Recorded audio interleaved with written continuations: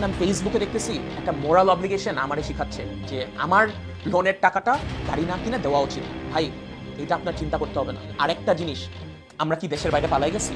আমরা কি হাজার কোটি টাকা নিয়েছি? ভাই, যেই লেভেলের মিস ইনফরমেশন ছড়াচ্ছেন, আমি আমার আইনজীবীর সাথে কথা বলছি, আমি আইনি ব্যবস্থা নিব। মা বাবাকে নতুন গাড়ি গিফট করার পরে পুরো সোশ্যাল মিডিয়াতে ঝড় তুলে দিয়েছিল রাফসান দা ছোট ভাই। সেটা ভালো দিক দিয়ে নয়, নেগেটিভ দিক দিয়ে। এর রিজন হচ্ছে গিয়ে রাফসান নাকি 2 কোটি টাকারও বেশি খরচ করে এই গাড়িটা কিনেছিল, আর তাদের নামে ঋণ খেলাপির মামলা রয়েছে ব্যাংকে, যেটা কিনা 2 থেকে 3 কোটি টাকার।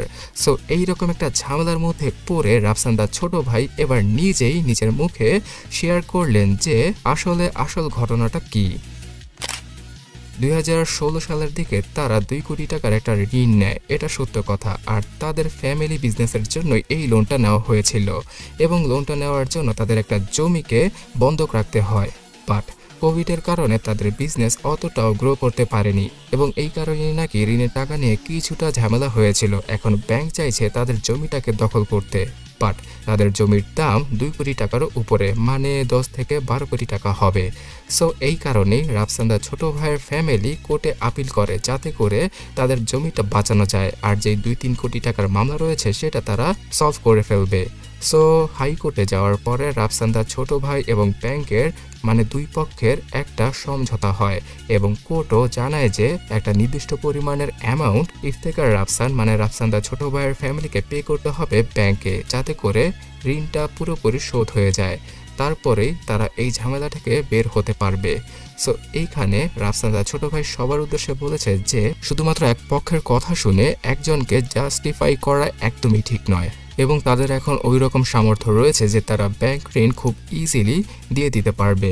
বাট হাইকোর্ট থেকে এখনও জানানো হয়নি যে কত টাকা তাদের পে করতে হবে, তাই এই ঋণটা এখনও অবধি ঝুলছে। আর তারা যদি এখানে স্ক্যাম করতে চাইতো তাহলে অনেক আগেই দেশ থেকে চলে যেতে পারতো। আমরা কি দেশের বাইরে পালাই গেছি?